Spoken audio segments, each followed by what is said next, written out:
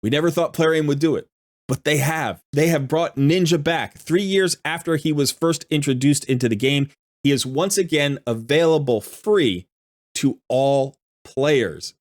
But the question remains, how good is he today? Is he worth all the hype?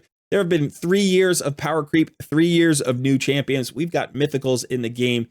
Should you be excited to get this guy on your roster? Well, we're going to answer all of those questions in today's video. We're definitely going to cover his kit. I'm going to talk about builds. I'll even show off my own ninja, which I never get to do because nobody's really been a fan of ninja content prior to this point. But I'm also going to rank him up against all of the other legendary login champions that have come out over the past 3 years, so you can see exactly how powerful this champion is. I am Colred. This is Colred Plays. Thanks for joining me. Let's get started.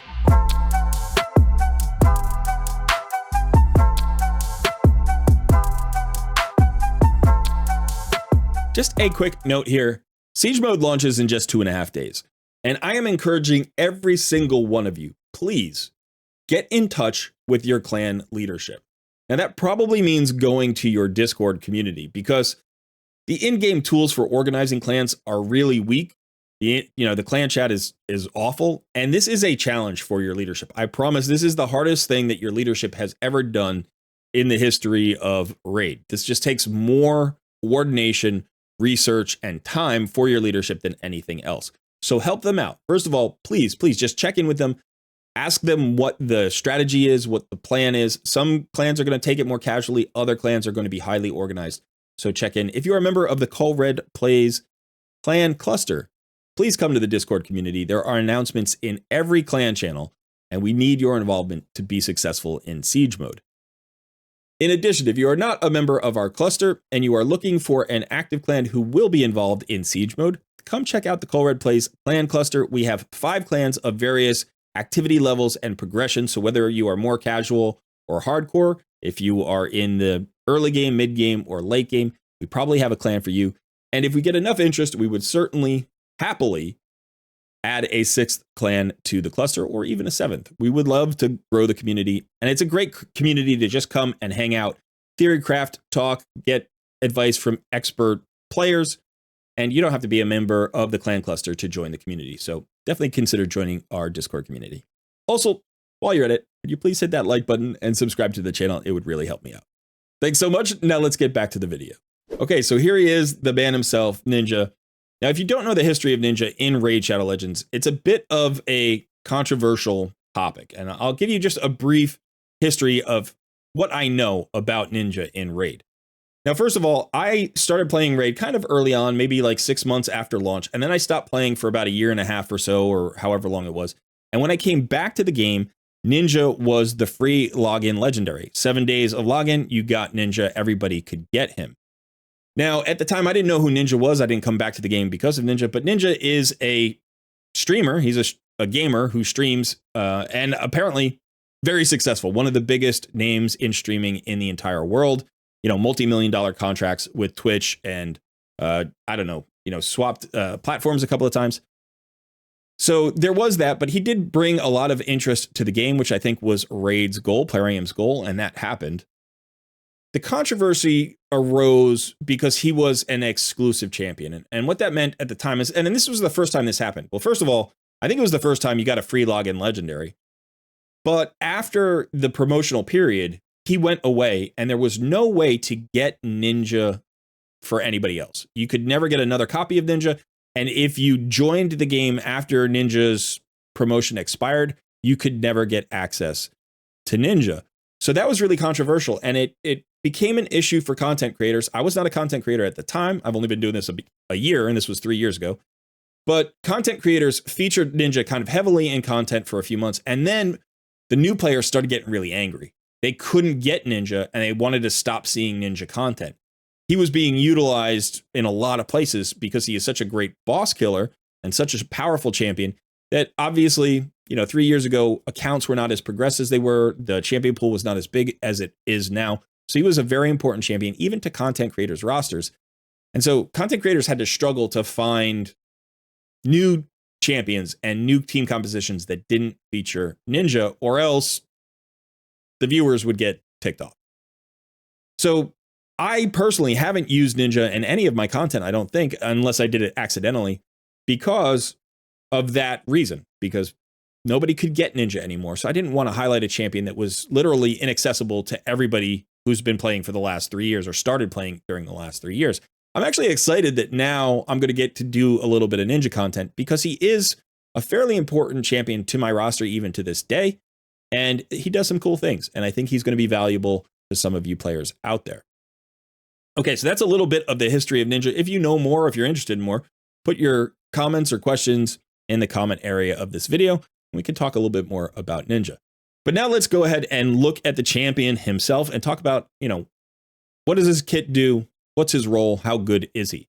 We always start with a stat breakdown here. For an attack-based legendary nuker, his stats are okay. They're not bad. They're not awesome. I'd say they're solid. They're usable. They're slightly above average. His HP pool, almost 17K. That's about average, maybe a little bit above average. Attack at 1500. That's about average. Defense at 947 is not bad, but not awesome. His speed at 100 is good. I like that. It's not fast, but it's not slow. He does have the extra crit damage. He has a little bit of resistance and accuracy in his kit, which is good. We do need the accuracy in his kit. So from a stat perspective, he doesn't jump out as particularly powerful, but when we start to look at his kit, you'll see why he is so good. Now let's start with his A1. His A1 has a 60% chance of placing a decreased defense debuff for 2 turns.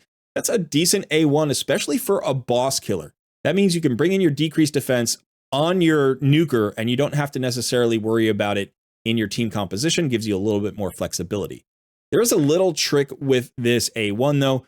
This fills the champion's turn meter by 15% when used against bosses. That's both good and bad. It's good because it means he's faster in boss fights and he'll get more attacks off, but it's tricky to speed tune. So this is something that the community had to deal with at the time.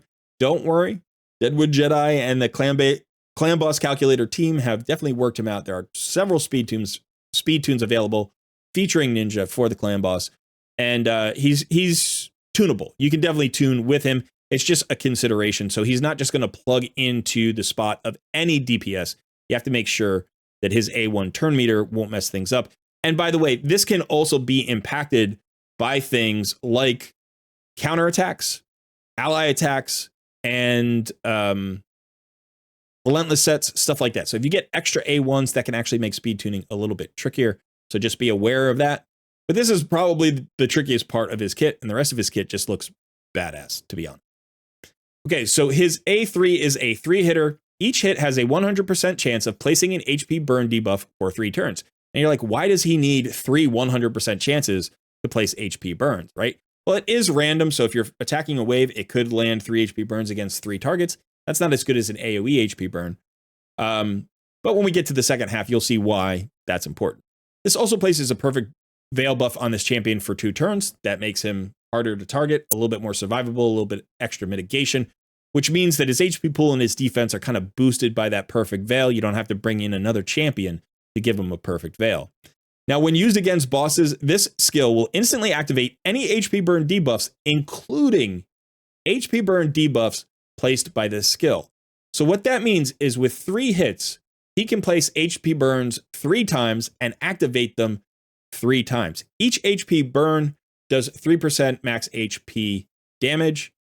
So this is a lot of damage on top of the attack-based damage that this skill is doing. You get 3 HP burn procs plus the hit.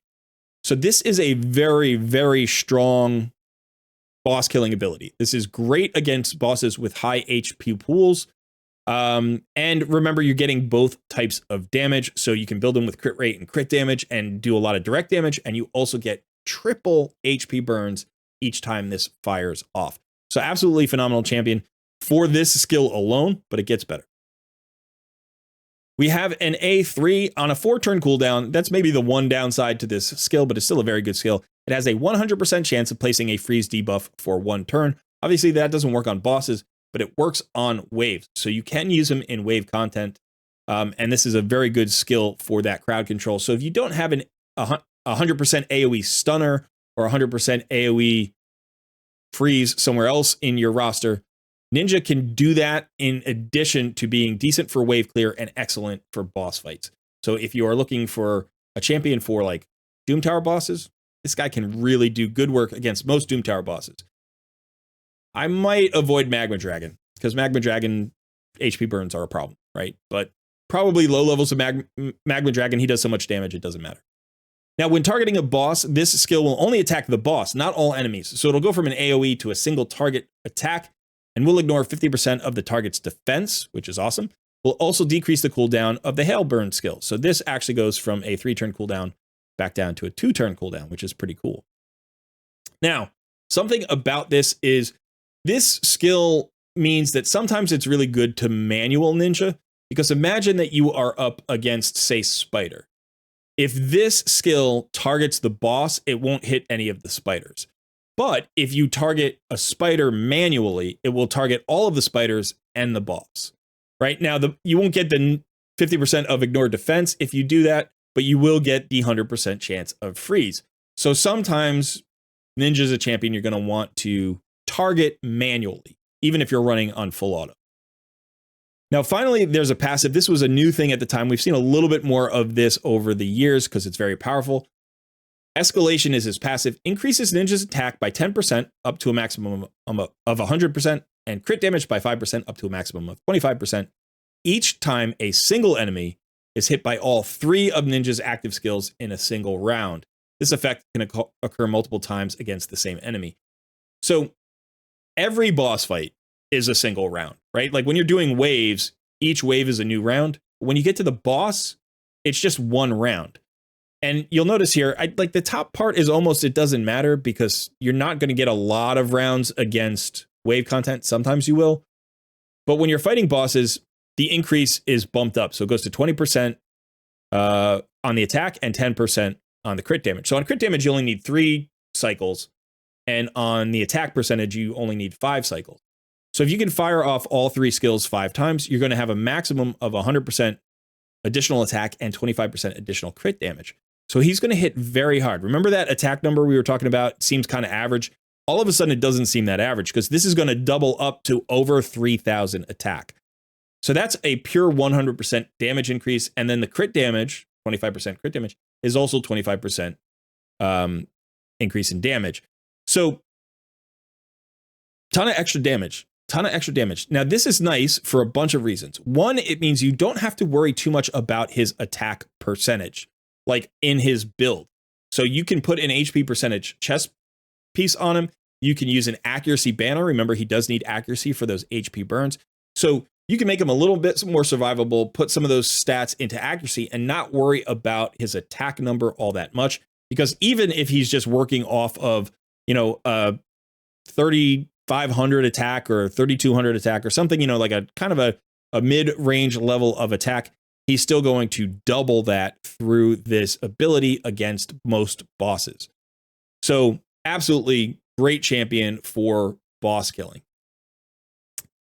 Now, obviously you can see how that works against clan boss. Works great against other long fights like Scarab boss. Maybe Iron Twins, really good against Iron Twins. And so, yes, he's definitely a boss killer. One of the OG, like, great boss killers. There are a few boss killers who have come out since then who can compete with him for the crown, like Acrizia and Newt, maybe even stronger, probably are stronger. But for a long time, Ninja was the premier boss killer in all of Raid Shadow Legends. And if you don't have one of those other champions, if you are struggling to find a really good boss killing champion, you're going to get one for free in 5 days. So you're going to be all set. Okay, so now I thought it would be fun to put Ninja up against all of the 7-day free login champions we have had come out over the past 3 years. He was the first that I knew of. In the comments below, let me know, was there anybody before Ninja? I don't think there was. I think he was the first legendary. I know there's Shaman, by the way. Shaman is an epic that's like the default 7-day login. We don't care about Shaman. So yeah, we're just talking about the 7-day login champions. We're also not talking about like Syl of the Drakes and Vizix and those login champions at 180 days and 270. I don't care about those. I'm just talking about the free 7-day login champions. There have been 9 of them. These are in order of their release. So we had Ninja first, Alexander the Sharpshooter came just after that, and we had Deliana. UDK was 4th. Then we had Rhonda, who was the 3rd sort of person that was put into the game, right? Because Alexander is also a streamer. I think he's a professional esports player. Then we had Artak, who came out during the Call of the Arbiter animated series. If you haven't watched that, by the way, it's pretty cool. You should check it out. Then we had Sun Wukong, which was the champion that my editor, whose name is Sun, and I launched our Noob versus Pro series with. You should go and check that out as well. It's in our library. Very cool series. Then we just had Rathalos at the beginning of this year, followed by Adeline. Now, Adeline was the Adeline Chase. That was a bit of a different way to do a 7-day login champion, but it was still basically a 7-day login champion.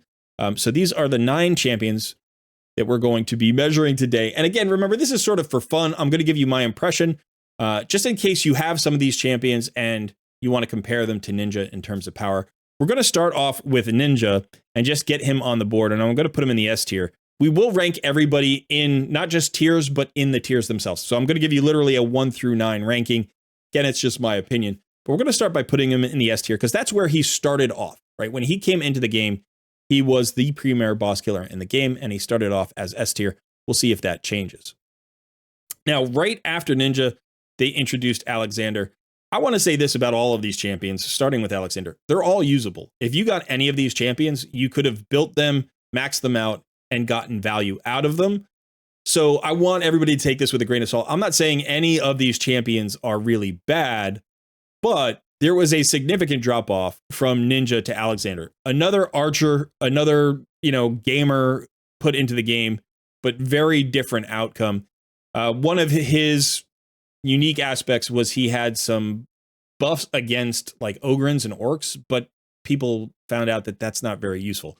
So he was underwhelming, to say the least. I would probably put him... It's hard to say, because again, he's usable. He has 100% AoE decreased defense, but he's a legendary, and you can get that from epics. So I think I would put him probably in the C tier. Usable, but kind of barely usable. Now, the next champion was Deliana.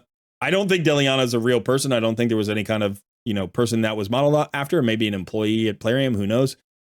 I think Deliana is interesting because she's highly versatile. She's definitely usable. You can use her in arena. You can use her in all sorts of content, but she doesn't really unlock anything by herself. She doesn't do one job really, really well. She's not like a Bommel solution, or she can solo a lot of content. Like, she can kind of solo a few things. She can certainly be a very good Spiderling tank on a composition like for stage 20 or stage 24.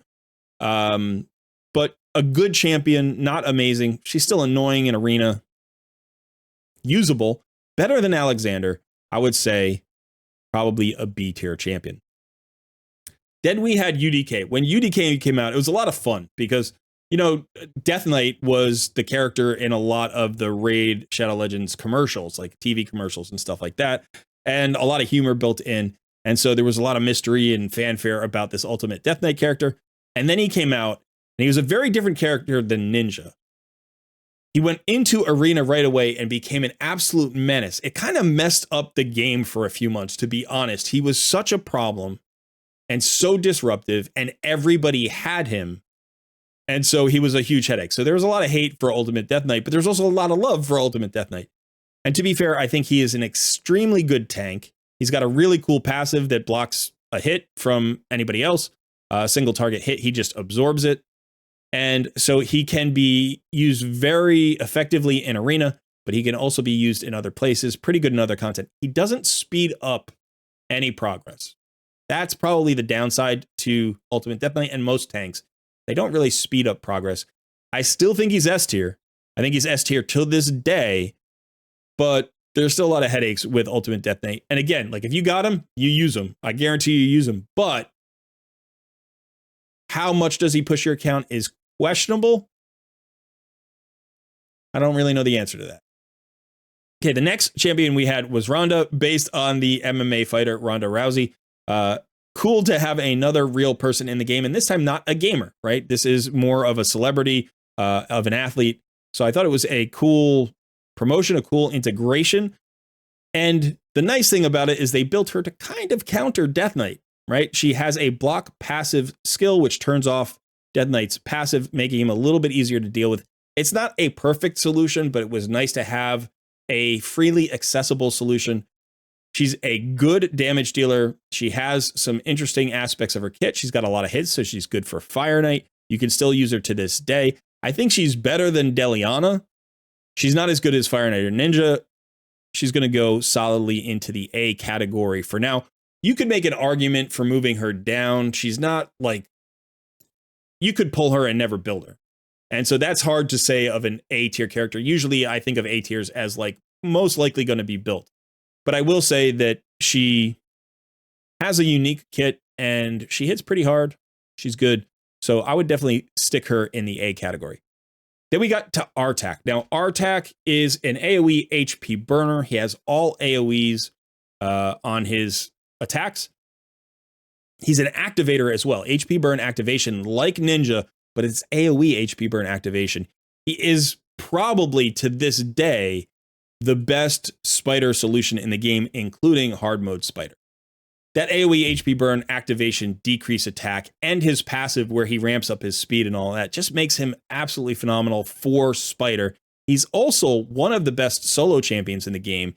And I think if you came into the game and Artak was your free login champion, he gave you more progress than probably anybody else on this list in more places. He's just usable everywhere in Doom Tower. You can use him against the clan boss. He's not like phenomenal against the clan boss, but he's also not bad. He's a solid clan boss champion because he has that decreased attack, that HP burn, and the activation. He's also really tanky as an HP based champion. Really, really good champion. So definitely S tier. We've got a few challenges for Ninja here with Ultimate Death Knight and Artak. And then came Wukong. Now, Wukong holds a special place in my heart as a League of Legends player. I love the Wukong character.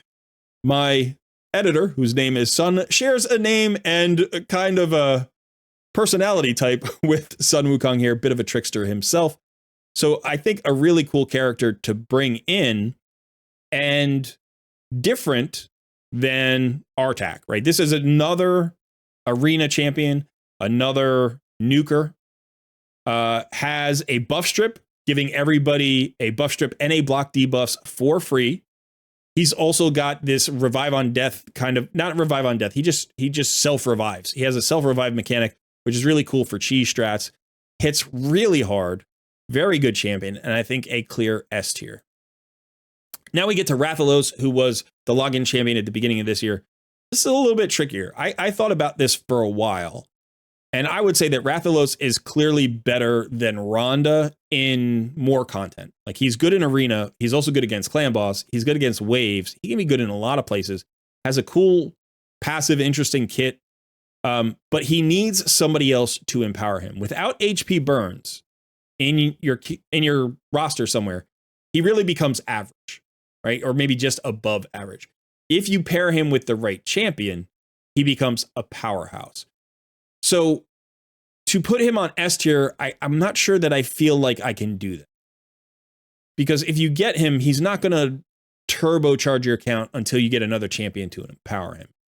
So if he was your login champion, for instance, he's not giving you as much as I think Artak was. I don't think he's giving you as much as Wukong or UDK were in terms of arena. So I think he's a little bit worse than them, but compared to Rhonda, I would say he's stronger than Rhonda. He's certainly more versatile than Rhonda. So he kind of lives in that in-between space. I'm going to go ahead and put him in the A column, but I'm going to put him ahead of Rhonda. I think he is stronger than Rhonda by a significant way. If you wanted to make the argument that he is an S tier champion, I wouldn't fight you on it too hard, but I think he'd be at the end of the list here. Now we have the most recent champion, Adeline, or Adeline, as I like to call her, Adeline. And this is probably the worst login champion we've ever seen.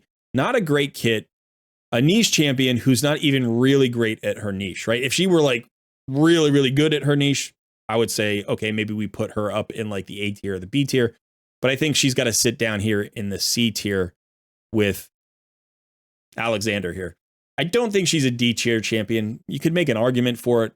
She's definitely bad. I think Alexander is better than Adeline is, but maybe people will find some cool uses for Adeline. I think there have already been a few cool uses for Adeline, but in general, not really a champion that I would rush to build ever.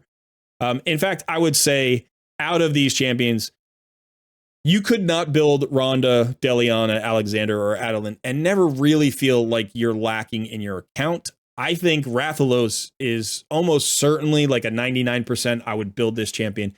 And then all of the champions in the S tier, I would absolutely build because they're phenomenal champions. So now let's talk about the S tier a little bit. How do these 4 guys stack up?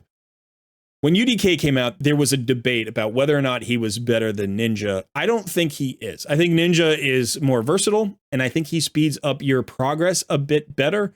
That AoE freeze is really highly usable. The amount of damage he does to clan boss just solves your clan boss damage dealer problem.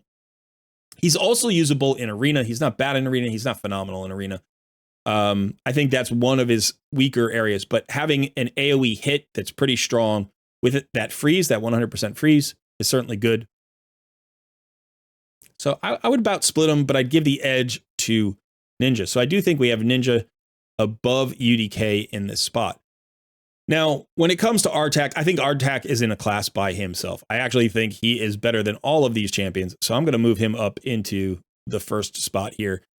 He is just more versatile.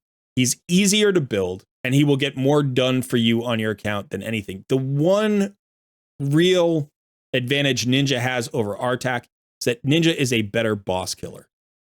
But Artak is better everywhere else, and he's still not bad at bosses. In fact, he can solo most of the dungeon bosses by himself, not Fire Knight, but most of the dungeon bosses by himself, including Spider, which is really rare. So I'd give the slight edge to Ninja against bosses, especially clan boss. He's much better at clan boss. And so it depends kind of how you value it. As a free-to-play player, I have gotten a ton of value out of both of these champions.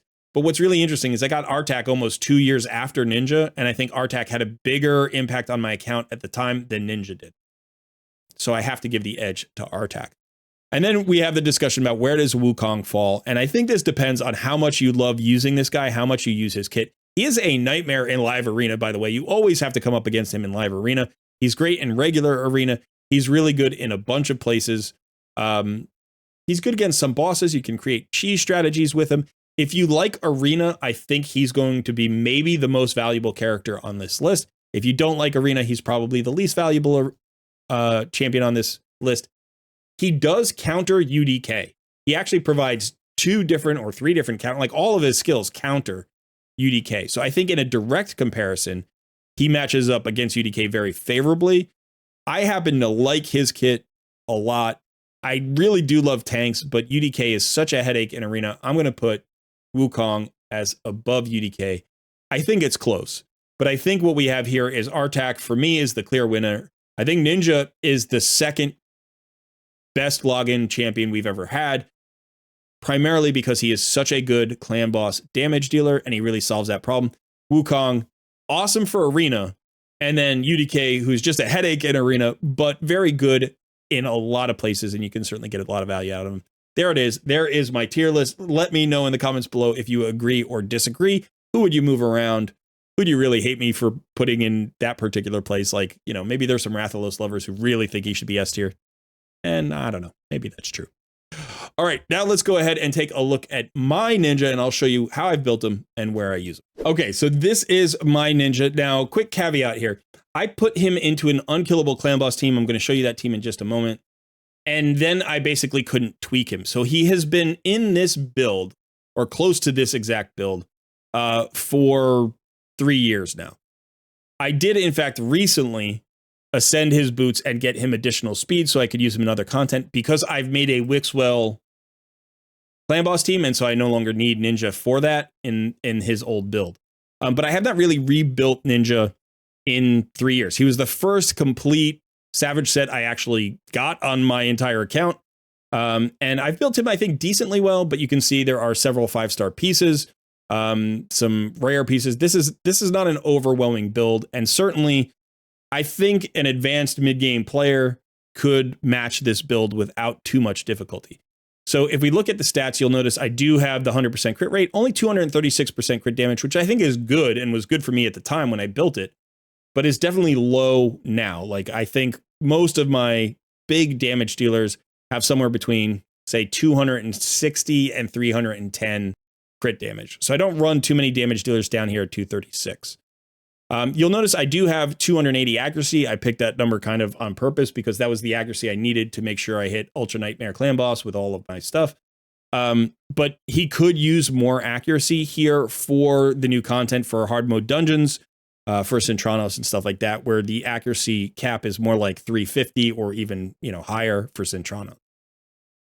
His attack is at 5,000. It doesn't need to be quite so high. I didn't realize that when I built it, but also for clan boss, for an unkillable clan boss, I could just not worry about defenses.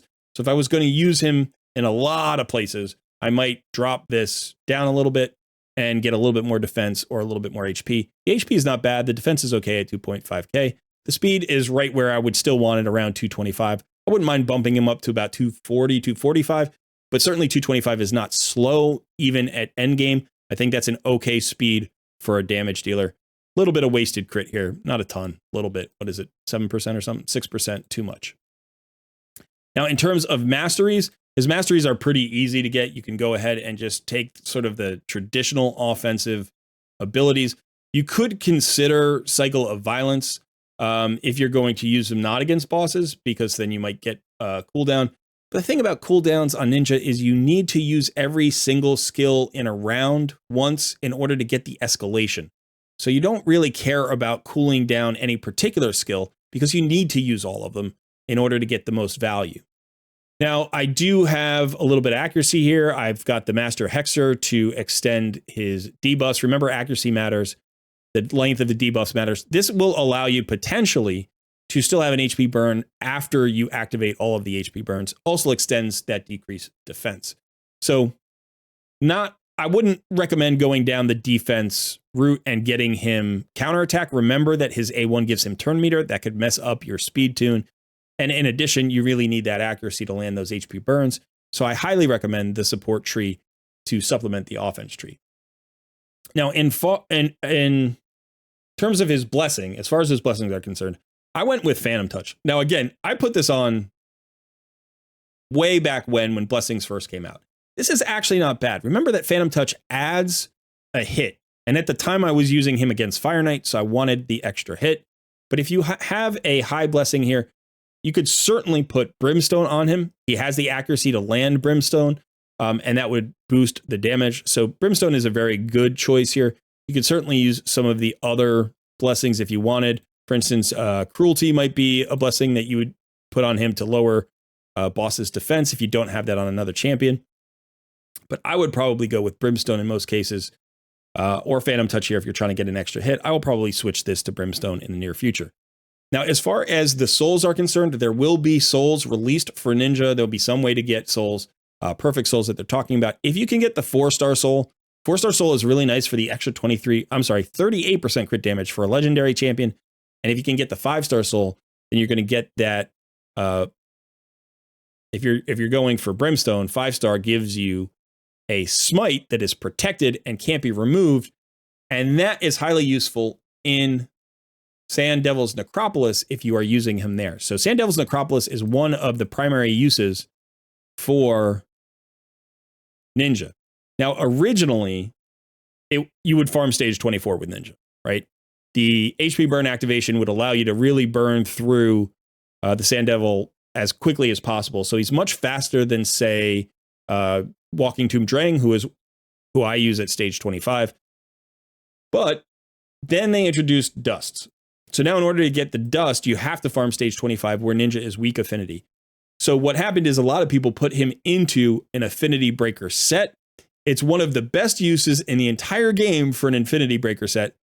But probably if you do that, could you use him in this build and in Clan Boss? Yes, you could. There are speed tunes that work for both.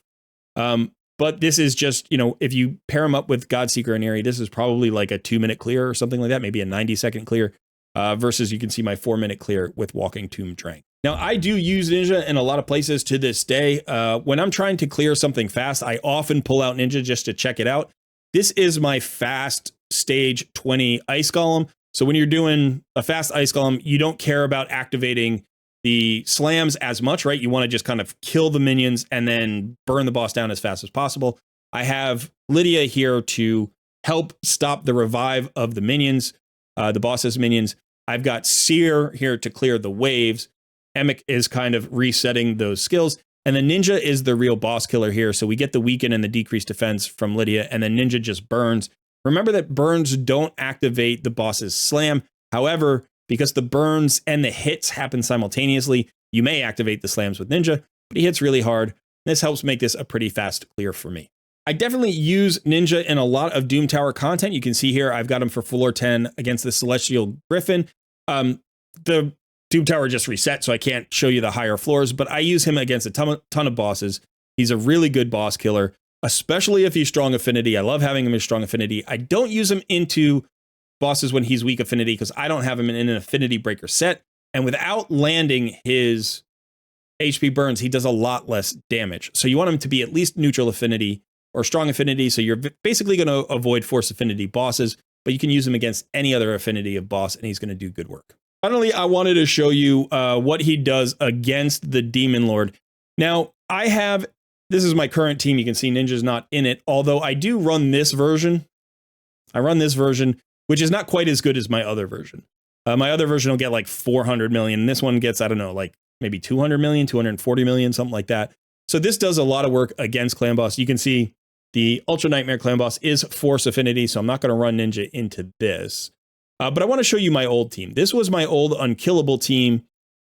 The tune has been broken because I have changed the speeds of Cardiel and Ninja since I made my Wixwell team. But this team used to consistently clear between 120 and 150 million for Ultra Nightmare. So about 120 million when Ninja was weak affinity and 150 when he was strong affinity, and somewhere in the 130s or 140s when he was neutral affinity. Ninja would typically, except against force affinity, clear around 80 million damage of that himself. So he would do more than 50% of this team's damage, and he would do all of the damage needed for a 1-key Ultra Nightmare without anybody else's help. Like, obviously they kept him alive, but I mean, he did all the damage that you needed by himself. So I still use this from time to time because it's got a rare on it, and I use it like on Brutal or whatever, and it gets, 60 million. Again, like I said, the speed tune is broken. But what I'm going to go ahead and do right now is I'm just going to go up against Nightmare. We'll put in this Wixwell speed tune. We'll do a quick battle and see how well Ninja does in terms of this damage. Okay, so here are the totals. You can see 407 million damage. Very good. Ninja did 266 million damage. And that is matched up against Corvus, who did 76 million damage. And by the way, Corvus is a fantastic, absolutely fantastic Clan Boss damage dealer. He's a poisoner who went to the turn limit, and he is doing a little bit more than a quarter of the damage that Ninja did. He's doing less than a third of the damage, 30% of the damage that Ninja did. So Ninja is absolutely god tier when it comes to Clan Boss damage dealing. If you don't have your Clan Boss damage dealer set, especially if you don't have a Wixwell comp, if you are running like a Demitha comp where you can only bring in one damage dealer, Ninja's going to be your new damage dealer. And again, remember, he's in Phantom Touch. He's not even bringing Brimstone. I don't think I have a Brimstone on this team. So he could do more than this. It's absolutely fantastic.